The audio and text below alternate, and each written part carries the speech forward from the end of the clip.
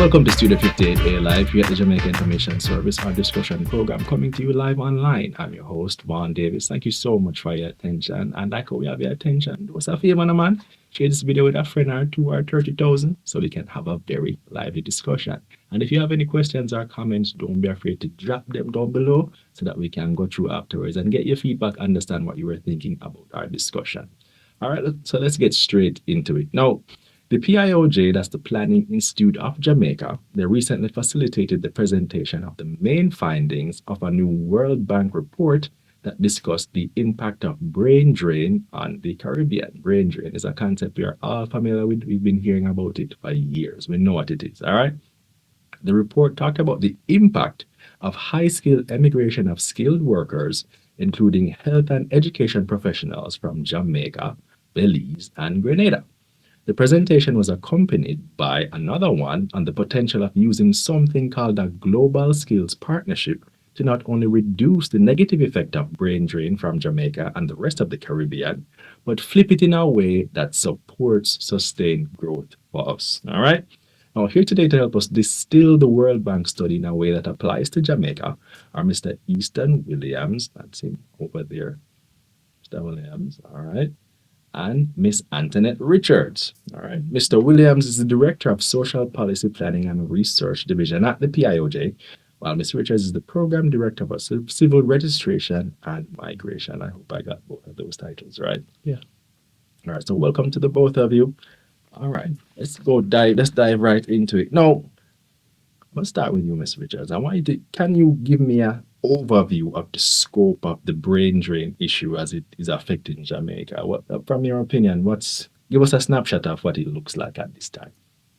Okay. Well, I think before we even start to get into the snapshot, we need to just look at the whole issue of brain drain. I mean, we like to talk about brain drain and persons leaving, and by talking about it, it usually gets to the point where we start saying, what can we do to prevent persons from leaving? Mm-hmm. And one thing we want everyone to understand is that the right to move is a human right.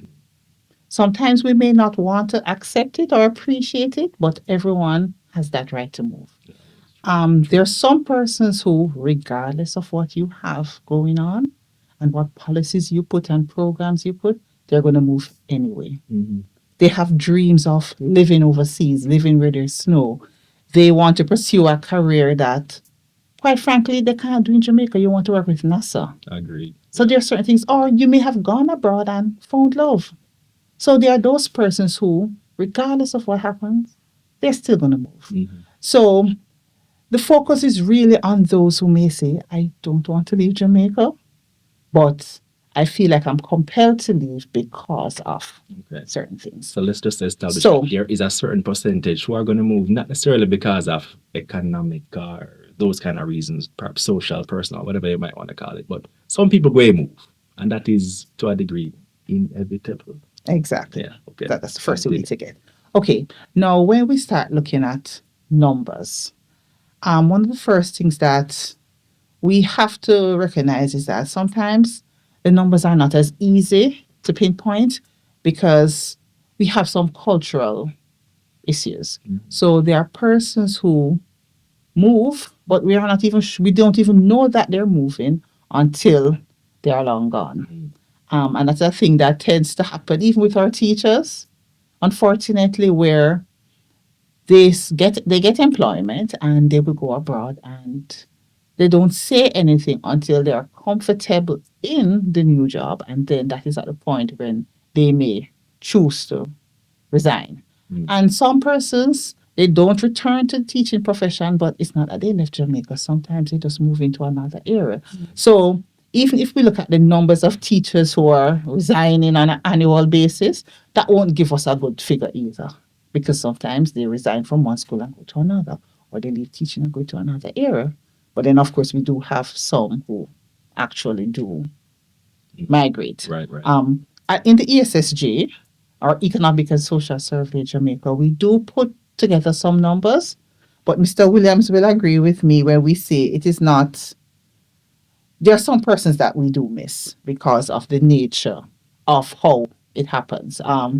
We do get some figures from the US, and the figures we get from the US, it doesn't give us by profession. Right, Mr. Williams? Yes, that's true. Right. The figures that we get from Canada, though, we can get an idea to an extent of the types of professions. But then we have persons who are leaving for the Caribbean region. We now have teachers who are going as far as Dubai. And so, with everything that is going on, we have some rough estimates, but we will not say that those are true figures for us to really talk about the extent of the brain drain. And then I think another thing that Mr. Williams will talk about too, is the whole thing that sometimes persons leave and they leave to pursue higher education. So at the point of leaving Jamaica, you're not yet skilled or have not yet entered the workforce, but you go abroad, you get training in an area, but then you choose to stay in the country. Perhaps because you get an opportunity or something like that. Exactly. So that is someone who would have probably been able to contribute locally if they had returned, but then that person chose to stay. So to actually talk about the numbers, it's a bit of a challenge. Okay, so if I can comment with the numbers. Sure. This particular study by the World Bank is the second in a series of studies like that. In the previous studies, and in the previous study, the findings there suggest that of persons in developed countries, all developed countries, OECD countries, including the United States, Canada, UK, and other developed countries, they found in that study that from the Caribbean region, we are losing about 80-something%, or between 70 to 80% of persons who are trained at the tertiary level. That means quite a large proportion of persons who are trained here at the tertiary level are no longer here. They are residing in developed countries. Now, 70-80%. Now, from the Planning Institute of Jamaica, at the time, we thought that that estimate was a little high. Yeah, it sounds high. Sounds high to us. And so we did a study, internal study, within the Planning Institute. Stephen Carr, he's an education specialist at the time. Dr. Pauline Knight now has died, and myself. And so we did an adjustment by trying to find out how many Jamaicans who have left here who would have attained their tertiary education in developed countries, particularly in the United States, Canada, or UK. And we found around 17%. So we made the adjustment to the estimate produced by the World Bank at the time to around 60%. So we're losing a significant amount of persons who are trained at the tertiary level here and are now resident in especially the United States, Canada, and UK. That in itself is very high. Yeah. Now, this particular study has indicated the same findings, similar findings across the region. So that if you look as a region, that this region is the region that is losing the largest numbers and proportion of persons, not numbers, largest proportion of persons trained at the tertiary level from the region into the developed countries. And so the issue of the brain drain has become a way back, not just now, you know. I mean, we have been hearing about the brain drain from a way back in the 60s coming up. We have also done and try to do studies on estimating the cost of training locally and to see how much we have lost, and then match that with the remittance and so on that comes back, and to see if it equates or who is losing. And also we know arguments about persons losing, you're losing a brain. You're losing the potential for development locally when people migrate. But then that is just one side of the picture. There are many more sides to this brain drain issue. And how do we approach the brain drain issue? Do we regard it as purely a loss, or do we regard it as a gain as well? and so the policy Hard options. to consider it again when you have to add that explanation. Yeah, but of course. But the point is that this World Bank study has proposed an option or a strategy to move forward to address it. But we have also considered that a way back from 19, well, I guess from 2000, we have been trying to see and devise options of how to address the brain drain issue that we have, and to make it to see migration in a broader sense, including the brain issue, loss of those critical skills. How to make that work for development of the sending country, like in the case of the Caribbean, in Jamaica, and those who are receiving our migrants. How can you make migration work for development for our own country, the country where they go, and for the migrants themselves? And that is a big question. How do we make migration work for development? And so when you start to look at it in that way, how do we, let me just say that I consider the argument of the how we have approached the brain drain in the past, way back then. We bond, we do these different Strategies to keep people here. But they have not worked. People can pay back their bonds easily. Exactly. All kinds of things people to get around this bonding thing. It has worked, of course, in some very limited way, but not in the way. Not over short term. Exactly. Not a long-term strategy. Yeah. And that requires really looking at the brain issue and looking at how do we place the brain drain and those issues of migration, wider migration issues for development. That has been our approach.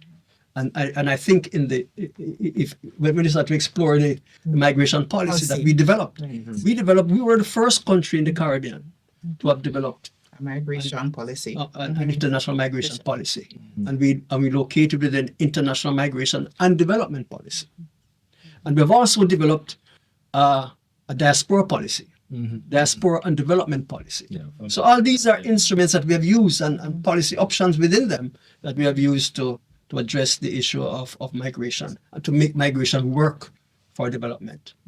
No, I don't think we're short of patriotic Jamaicans in the diaspora, living overseas and so on. So I do believe that there is potential for us to create some schemes, strategies that will help to leverage the persons overseas and help it to deliver or facilitate development locally.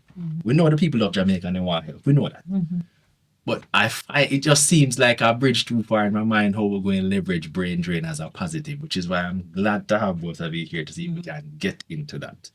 As you mentioned first, the Global Skill Partnership. Is that the heading and there are several strategies underneath it, or is that just one strategy in itself? Yes, that is one strategy in itself. But in the past, we have used different strategies. How to make migration work for development. Critical. We have implemented strategies, many different strategies. One would be university to university collaborations. Natural. There are certain subjects that are taught at the University of West Indies that they have collaborated with universities in the United States. A strategy to relocate your education institutions, offshore institutions in the region, in Jamaica as well. Various strategies. There are strategies, even the BPO, really. The BPO industry here is part of a production process that is sourced in developed countries, but they source the labor side of it, or some parts of the labor side, here. So what they do in a program like that is to train on the job and employ people, our skills that we have, large youth population, working age population there mobilize them, train them, and put them to work. The option that is open to them, they could have migrated, but you keep them within their own country and you employ them to do one of your production process here.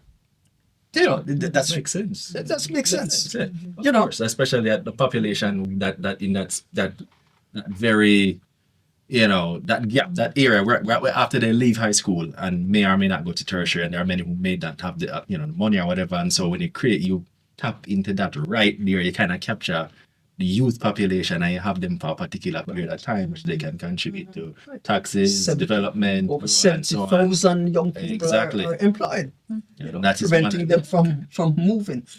There have been schools too, like Arden, that has collaborated a school in Canada, and if you graduate from Arden, you can easily flow into Canada in a school there that will take them up probably beyond the secondary school level. So there are different strategies we have used in the past.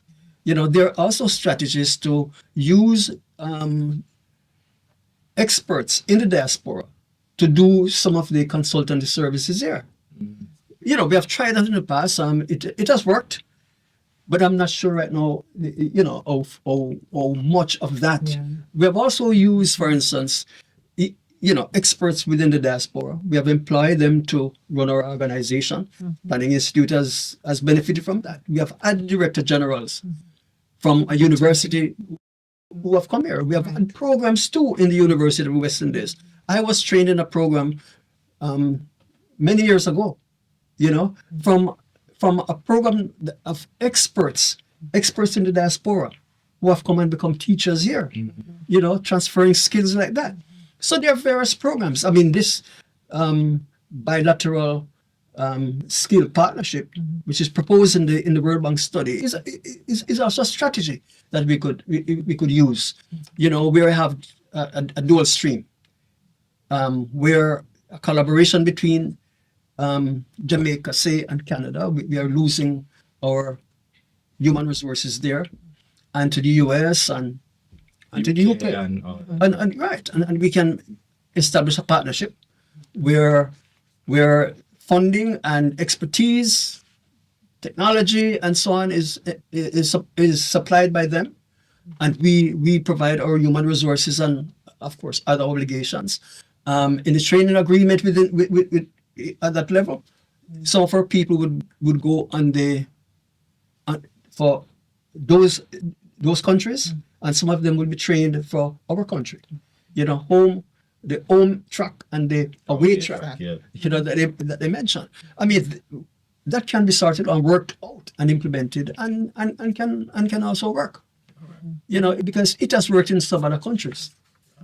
So, Ms. Richards, I wanted to just build on what Mr. Williams is talking about. I mean, so far as, well, first let's establish, I mean, we haven't, we didn't especially define what the Global Skills Partnership is. Can we define that first? And I want you to just build on what Mr. Williams is talking about. Oh, sure. Okay, so the Global Skills Partnership is really an initiative where we train persons. A simple way to put it is probably like training persons for export. So you partner with a country that has particular labor needs. You train persons to fill those labor needs in that country. But then at the same time, you're also training persons. So you enter into a partnership with the country. It can take many forms. I guess that will be open to discussion with the requisite country. So for example, you need teachers. We're willing to train teachers. Some form of assistance could be provided by that country, and it allows us to train teachers to meet both our local demands and their market, their job market. So it's supposed to be a win-win for both countries. So you're filling your labor needs, but then we're also ensuring that we still have enough for our local demand, and that we're getting the support in order to do that. So that is really what it is about. In a case like that, and most countries that go into that kind of partnership, you generally have a similarity of areas that you agree on. So we have a need for teachers, we have a need for nurses or healthcare person, and we have a need for IT persons, IT skills, right? and other other needs too. We have to agree with a country, say in the United States or in Canada or the UK, that they have the same need, you know, and so you'll train a similar across similar set of areas or skills, and you have to come to some agreement initially though that I'm training some for the away track and some for the home track. So there must be some agreement among these students, in agreement in the training that is what will happen. After a certain period of time though, then those on the home track can go, or even those on the away track can come back. You know, so it's that kind of an arrangement, you know, in sharing of resources in training and so on. You know, but I think the local population would get on board with something like that, because it clearly opens the possibility for persons to migrate and go look for them family and work. And you know, as we say, most persons they have that aspiration anyway. But the question that comes right to my mind is, what incentive? I mean, it's a strategy, so I'm looking at this thing that to me the weakness in that strategy is, what incentive would I, as for example, let's say I'm US or UK or whatever, what incentive do I have to create this global skills partnership or this kind of partnership? You know, that's this one type of partnership, when all I can do is just continue doing what I'm doing, which is just poaching the people anyway. You know what I mean? And we don't necessarily have to give back anything in return. You go and train them, I just come through, offer them a little bit more money and take them. You know what I mean? So what incentive? I mean, it seems, on the face of it, obviously it benefits Jamaica. It sounds great. But then you have to convince the other end of the partnership to, you know, get on board. And, you know, talk to me about that. And that's true. That would definitely be a challenge. Now, it may mean that a partnership like this would not target your normal countries, your typical countries. Over time, we have recognized that Jamaicans are exploring new countries. They are going further than they have before. The teaching program, exchange program with Japan, we now have more Jamaicans going there to teach English. But then Japan has a rapidly aging population. So they also have a lot of other needs that are not being met. So it may mean that we're not going to look at your typical US and Canada and UK market where a lot of persons are clamoring to go.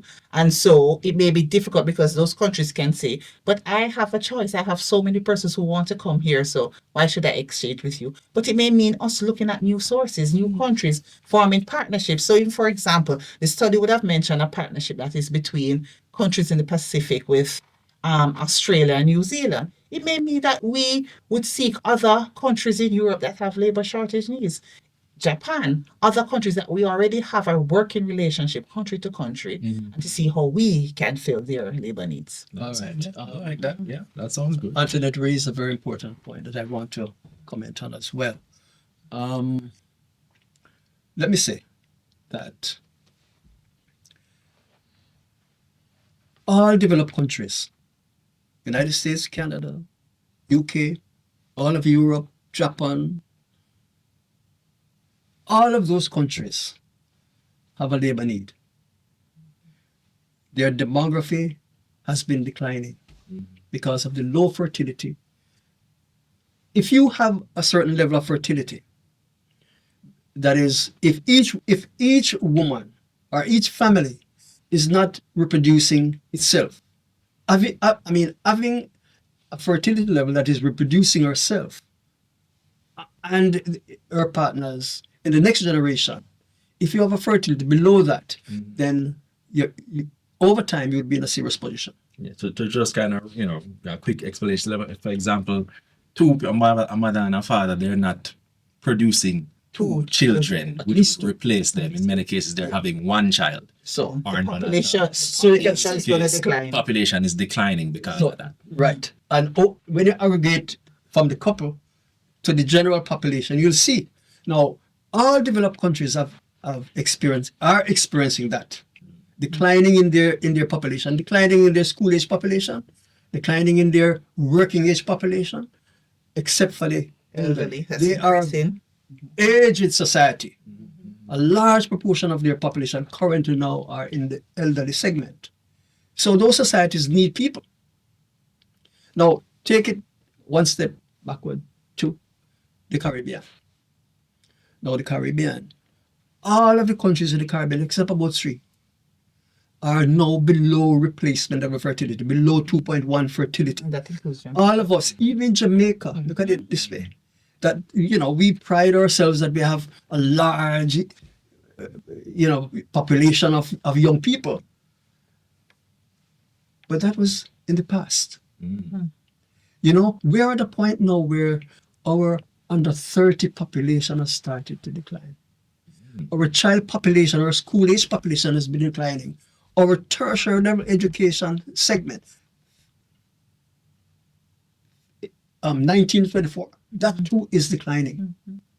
So the point is that we are in a position similar, are going similar to what developed countries have reached in our demographic transition, we call that, the demographic transition.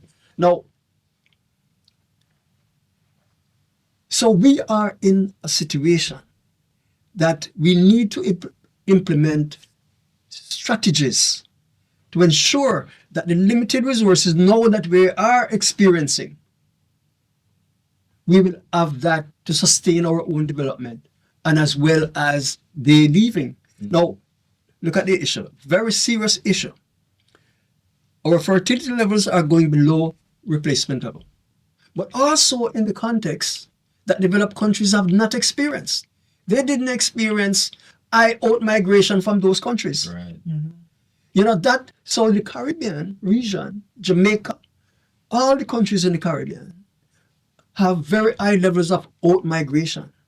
So when you compound the decline in the fertility below replacement, and you combine that with negative outflows out of that declining population, the region is the only region globally that will experience dramatic reduction in their population in the next, say, 20 or so years. So we are in a serious situation. If we do not take issues like this one, skills, partnership now, and work that out. If we do not come up with options, different options to address this situation of the scarcity of human resources in certain critical areas, whether in the school system or whether in the labor market, that we will face serious issues in the Caribbean. And we have to look at options, different kind of options, policy options. And you see, the Minister of Health, for instance, has been collaborating with Cuba, has been now collaborating with the Philippines to bring in the skills that are necessary here. But also, with this skills partnership, they will supplement that strategy. So, this issue is a really serious issue that we need as a country to start to look at very, very seriously. In the context that we are now in a demographic situation where the demographic dividend that we think we had in the working ages, school age and working ages, we're coming to the end of that. And so our population is really under children. The children population has been declining, as I've said. The youth population, 15 to 24, that too is declining. So the labor market, those persons in the labor market, they're men in the 30 years and over. So even our labor market is aging.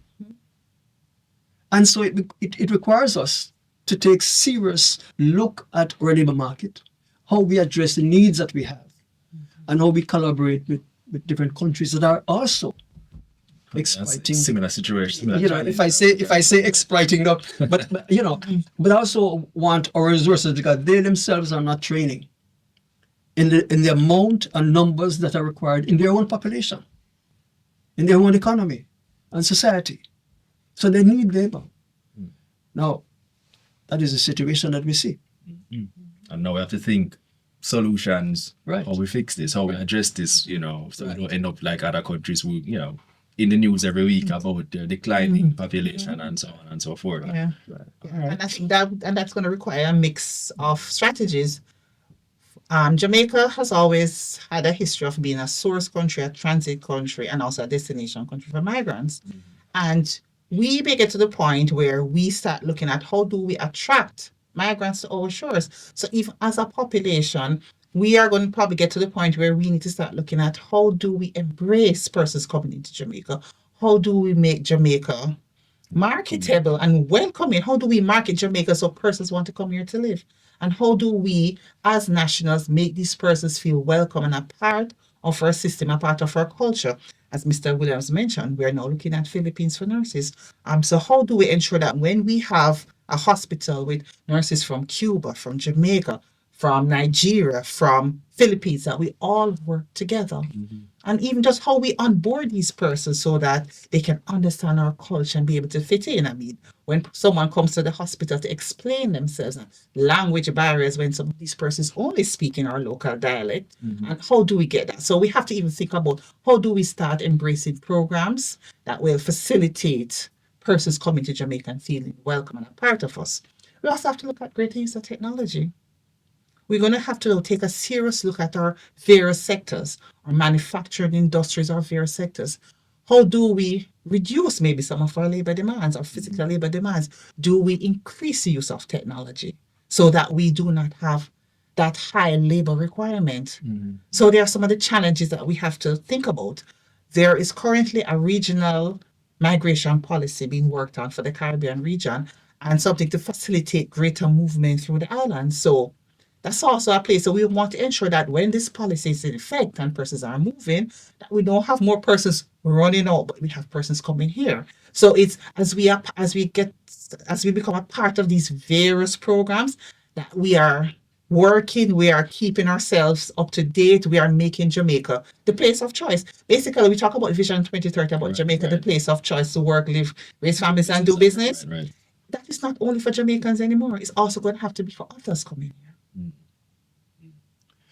Let me make another point. Over time, many of the policies, strategies that we have used sometimes exclude some people that are critical for the development of our own society. And if you look at the pool of resources that reside in persons with disabilities, we need to mobilize that group into productive activities.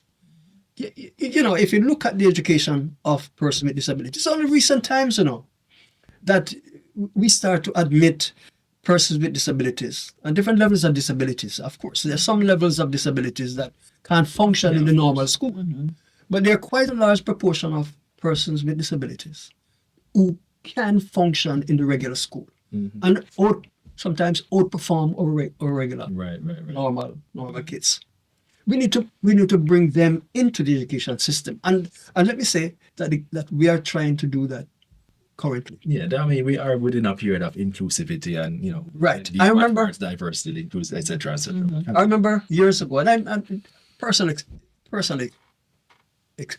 experience or example that one of my nieces, she has cerebral palsy. But that child is exceptionally brilliant. And she was asked to go to, we applied for a school. Her mother applied for her to go to a prep school. And they turned her down when they realized that she has a disability. The only disability she had, was she could move properly. And we went to another school, Portmore Preparatory School. And I'm mentioning the name because it means something to me. Absolutely. And I went with her, my sister, to the school, and they admitted her. And I told them, look, you get choked up. I get it. Yeah. No problem. Because I'm deeply emotional because of that.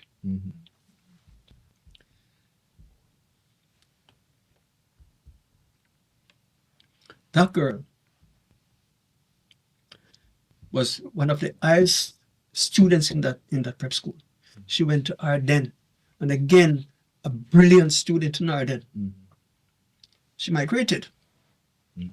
So right and, away. And she has her degree. She went to UTech, in fact, with her parents. Before she completed UTech, her parents migrated and she migrated with them. So we need to bring Awareness, sensitize it to the. I mean, in truth, you're absolutely correct. And promote There are inclusivity. many persons with disabilities who Can contribute. they are Right. well able to contribute that in ways that perhaps are just simply overlooked because of the disability that they may have or whatever the case may be, and so we're losing out on the potential Right. contribution. Right. And just like that, just like your niece now, she would have gone to the States wherever, and is building that country, for lack of a better phrase. And we have lost out on the potential that she could have made and the impact she could have made in many ways. And I'm sorry to be so emotional because no, of this. I mean Because that's absolute. I mean, when you explain the gravity of the situation, it just really hit me a while ago that this is a problem, and we need to really be thinking about it because the potential negative impacts on Jamaica is like, for whatever reason, we always think the population rate is high and everything is great. We're going to be there. Yeah, man. Yeah, there are people having 6, 7, 8, 9, 10 children. So it's fine. It's whatever. And that's no longer the No. case. Our replacement is now 1.3. Sure. Our fertility, our replacement right now is 1.3. No, our fertility levels is currently 1.9. Right. So it's below the 2. So it's below replacement. Too. Yeah. Right. Also, there's a segment of the population that is outside the labor force. How do we get that? And that's a pool of resources we can pull into the Outside training workforce, I system. mean, for example, persons who are just out of school or Not seeking employment and persons who are maybe in informal market. I was about to say, sector. informal sector is Yeah. where they really So live. how do we get those persons in? There are persons who, because of stigma, they're not even able to actually be a part of the formal labor market. So we still have some elements of stigma for our deported persons or involuntary return migrants, right. stigma for some of our ex-offenders, and stigma for persons based on their addresses. So how do we get all of these persons? How do we break down those barriers that prevent them from entering the labor market and contributing in a productive manner to our development? So that's also a critical part of this. What we're seeing though is that over time, the labor market is pulling some of those persons who are outside of the labor market into the labor market. So we are seeing that happening. So Things change. Now the question I have, and just listening to the company both of you talk, and I think, like me, much of Jamaica, much of the population may be operating on some assumptions that, based on the data and what's happening now, is just outdated or obsolete. So I think, what are some of the biggest misconceptions that you think we have to overcome to really get persons to understand the full gravity of what's happening right now? Insofar as I think people are, because the discussion around our fertility rate is ongoing, and there are many persons say, well, what do you expect because things have changed, blah, blah, blah. It's not like 1960, whatever parents had 6 children and so on and so forth. But beyond that, the fertility discussion and so on, what are some of the other misconceptions that persons in the public may have? And so it prevents them from really seeing where we are, the true picture. I think in some instances we have an issue of trust. I think there's some challenges. So as the government, as much as we put the information out, some persons may tend not to want to believe it because someone will say, why are you telling me that the fertility is below replacement and they can identify a few persons that they may know who have six. Right. I say, but I know persons, I saw a lot of young persons. So some persons tend to look at the data from their perspective, their environment, their space. And if their reality says something different, they know that data can't be right. And then you would hear persons say, no, the government only saying that because they want to hold us, they don't want us to go, and they're just looking for other persons. So there's some amount of, I would say distrust or something like that. yeah, something to say that maybe the government is scared to give us wrong information for something. So the thing is, we have to just break that down to say, no, here is the data. We are sharing the evidence with you. Here, we're not hiding anything. This is reality. Another issue is if you live in urban areas, and the schools in urban areas would be overcrowded. A lot of the schools in urban areas would be overcrowded. And the population in urban centers would be high. Natural. And people see so many people in the urban centers. And I'd use that to say, the population is not declining. We have so much people. That may be true. But if you look at what is happening in the rural areas, and all of us, whoever comes from the rural areas know that, and probably around my age or near to my age would know that those rural areas, that population at that time was a very large population. There are a lot of kids and families. Now you go back to them, and those schools that you grew up in, 50 students. part of the size, Yeah. part of the size that they were. 100 students, yes. The school at the community that I grew up in Marlborough, St. Mary, that school now has about 50 students. When I was going to school, 100 and 200 and something. So while the population is moving into the urban centers, and you can see a lot of people, when you look at the rural areas, the rural population is declining. And that is what we have seen. Urban population is increasing, rural population is declining. Also, there are some selected communities in the urban centers that are also declining. So if you look at Kingston and St. Andrew, many of the inner city communities, their population has been declining. That's true. And so the population has been moving, say, from St. Andrew. The last census indicates that. Before that, St. Andrew was the highest parish with the largest population. internal migrants. Now they are moving out into St. Catherine and so on. If you look at Kingston has always been a declining parish, way back from the 1970s. People migrate to Kingston, yes, but they migrate out of Kingston. Right. Into Portmore and wherever the Take that, opportunities areas, are. But if you look at some of the inner cities, inner communities, many of those are declining. And the inner city schools, some of those schools are also declining in population. The population is increasing in some selected schools, and we have to be conscious of that people might say, oh, we have a large population. I remember, a famous politician always look at, in the area of Central Jamaica. I don't want to say the parish really, but people would know. But how is it that the population is 2 point something million, and in my area it's a large population. People are just growing. You can't generalize from one or two or three areas for the entire country. Just being a little too parochial. You just go around the corner and see what's happening in your area and say, Right. yeah, man, I'm an population see myself. Right. I can't see it there. It's not you have taken picnic, so Right. yeah, exactly, and so on and so forth. Yeah. Another area, and you mentioned it too, where we see, for instance, the migration streams, and we say, okay, the migration streams. Some people think it's mainly men, but the records have indicated Male, that females. they're mainly females. Let me not say it's predominantly female, and even predominantly maybe a big word. But there are more. There are more females migrating than males. Way back from the 1960s. And so you take that into account. Like, you think about it, that is in itself an issue because they're the ones who reproduce the children. And Yeah. if more of them leave the country than who are they, they're having children in foreign countries, which inevitably or indirectly affects the population locally, if you think about But it. that has become a problem now. That's before. You Yeah. know, because the fertility rates for adolescents in our country. No, look, I'm not promoting any fertility among adolescents. Adolescents. Of course. But I guess in the young ages that the fertility levels from all age groups are declining, even the adolescents. It's gone down a bit to about 32 now. 32 children, babies per 1,000 adolescents. That is declining. That's coming away from 108 in the 90s. It's a sharp decrease. So For which we are very thankful. The truth, we are. It's better than too many campaign words. Very well, worked very well. Okay. All right. So we find ourselves in this situation now, and we see global skill partnerships as a way forward.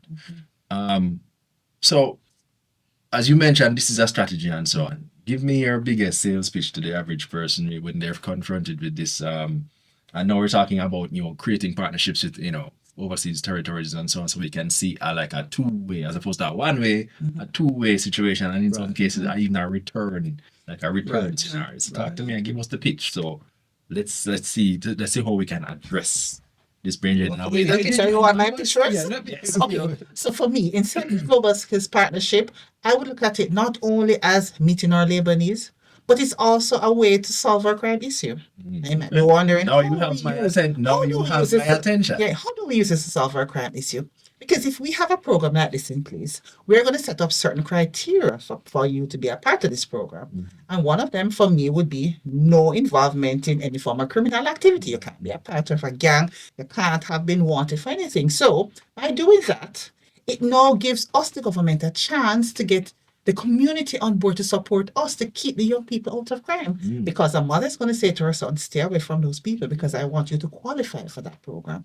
I want you to get that opportunity. So by providing this program and to say, this is the benefits, this is what you can get, but this is what you need to do, it gives our young persons a chance or an option to hanging out and being involved in gang violence and all of that because they want to be a part of this program. Mm. So for us, it's selling it as also a solution to dealing with our youth involvement in crime. Yeah, unattached youth and Exactly. It's a way to get them, it's a way to get them involved in something. So you're going to the program. So whatever program it is, whether it's being done through Heart or through any of our other training institutions, that these persons are committed to finish it because you know that the light at the end of the tunnel is an opportunity to work overseas, to be the ones to move your family out of poverty. Yeah, I'm always a fan of non-traditional solutions to problems, and that sounds like a really good solution. I'm not even going to lie. That one sounds like it have some legs, like it can work.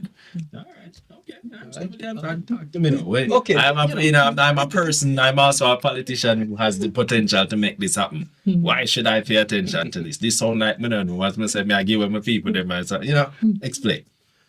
Partnerships, I think, is good. For instance, and we have seen that more and more, where the private sector, foundations, and so on, have been able to take on schools, take them on, and train them, and that's a strategy to upskilling. In I guess a similar way we can. And I think the Prime Minister mentioned something like that recently too, where we encourage people to return.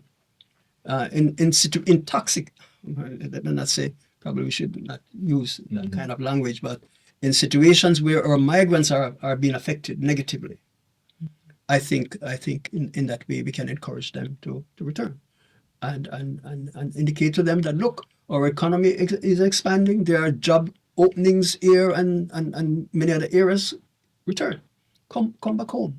That's a strategy we can use.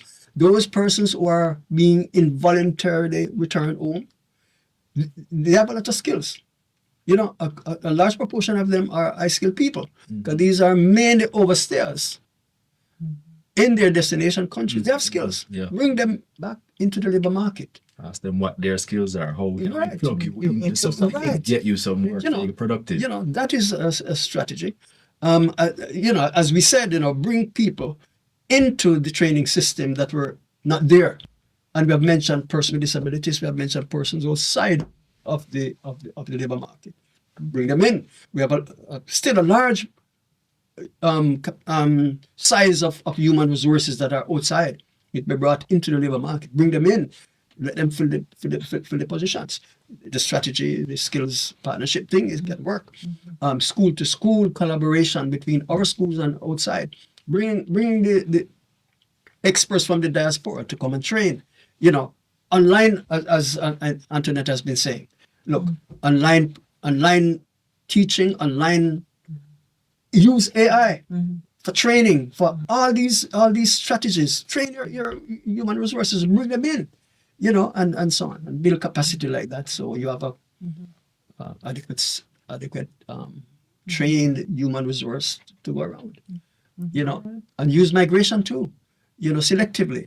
At least at this stage, I would say I would encourage selective use of bringing people in, bring the skills that are now short, but train our capacity that we don't rely on the external source forever. Because they too were trained in another country, and by the resources of their own country. So all kinds of things, possibilities exist that we can use in going forward. But you just need to expand on them And this is one of strategy we can use as well. And one of the things I would like us to do is to start flipping the narrative, Okay. moving from brain drain to brain gain. Nice. And by flipping to brain gain, we're looking at how we can benefit from what exists. So, how do we benefit from the Jamaicans who are already abroad? Some of them have skills and experiences that we can use locally, whether they come back temporarily or come back permanently. They have no experience and they're exposed to other things, so they can come back with this kind of knowledge to start new businesses, to bring new creative ventures into the country. Some of them, they have businesses overseas and they need local products for Jamaicans, from Jamaica to put in those businesses, or craft or culture, things that build on that. So we can start better partnerships to facilitate the easy flow of things here to persons there. Not only that, when we train under, for example, a Global Skills Partnership Program, we are also increasing the quality of the talent pool here in Jamaica. Currently, I think for a while we have been talking that 60% of our labor force is not certified. So it's time to start flipping those numbers. We want those numbers to be below 20%. As a matter of fact, we want to get to the point where less than 10% of the population is not certified. If you have a population that has high levels of certification, you have a population that's moving, a population that's growing, a population that will come up with more creative ideas, entrepreneurial population, a population that's going to lead to greater development. And that's what we want. So we want to stop looking at the drain part of it and look at the gain. How can we move forward as a country by ensuring that our population is fit for purpose? They're able to help us to achieve our developmental goals. How are we promoting inclusivity of all persons so that they can contribute to this? How are we creating the space that those overseas who are interested in doing business in Jamaica can do so successfully? Right. You know what? I'm with it. I like it. I think this narrative makes sense. It works. I mean, the idea as it stands now, I think many persons feel like is a, for lack of a better phrase, like a crab in the barrel kind of situation insofar as who gets the opportunity to migrate and go abroad to go fully maximize their skills, talents, and whatever, depending on what sector they may want to join. But if we literally just create it and facilitate those tracks for them I can choose to go on this track to go and become a, in healthcare, I can go on this track to go in STEM science, nuclear, whatever, you know what I mean? And it exists, I can see it, and I see persons leaving to go on it each and every year and so on and so forth, then it makes sense. I would join it. Exactly. And another thing we can do too is promote more working virtually. There's so many avenues for remote work now, where persons are trained. They can be filling labor shortages in the US, in the UK, in Canada, in other areas, but they're still locally. They're still local. So you reside here, you're spending your money here. There are a number of countries who have even done that, where they have facilitated persons living in their country while working remotely. Yeah. So you're living here, you're spending here, you're doing all of those things here, but then you're earning US dollars because then your employer is overseas. So there are many ways. So all we need to do is ensure that our internet penetration is good, so that I can be in any part of the country and I have full internet access, so I can work. So it's about bringing the technology here. It's ensuring that the country is safe, that persons can feel comfortable coming here to work. And other countries did that during COVID, and it has worked tremendously for them. Remember, the BPO is like that. Exactly. You're here, but you're working for a company someplace else in the world. So we already have existing models where it works. Just to say that you've expand it. Look, TikTok and all those things, people are working, and earning good money too. I heard. I mean, the only problem is that they may not even be paying taxes, but that's another discussion. But they have money to spend in the economy. But then they're business and so on. circulating. But I think there's so much more ways this discussion can go, but I don't want to stay too long on it because we have to save something else for people to come back and watch. But it's great. I think it offers. I'm leaving this conversation not looking at brain drain in the same way. Right. Again, and there's options and there's possibilities, especially for those who you don't necessarily have to be government affiliated. There's opportunities for those in the private sector as Right. well. If you, I suppose they can try and facilitate their own agreements, their own partnerships, and Right. make things work. Right. If we're aggressive enough, you know what I mean? I don't mean aggressive, like aggressive, but I mean like if they're really interested in and decide that we're gonna make a change and move forward quickly, then we can make things happen. Yeah. All right. Well, you know what? I think on that note, we're gonna wrap here. I mean, thanks to everyone who stayed and tuned in for our discussion, especially those of you with questions and comments. We love those. Those help build engagement and make the thing work. You know where to go already. All right. And if you have a question and we haven't answered it here, drop it in the comments. We can go through and get the answers rather that you need. All right. Now remember, our audience plays a major part in our show. So if there's anyone particularly you'd like us to have in studio, let us know. We'll try to have that person in studio as soon as possible. Don't forget to follow us online on our social media platforms everywhere. Instagram, Twitter, X, TikTok. You name it, we're there. Just type in Jamaica Information Service, you will find us. All right. We do this every week live online. I've been your host, Vaughn Davis, and this has been Studio 58A Live. Thank you so much for joining us. And please have a wonderful day.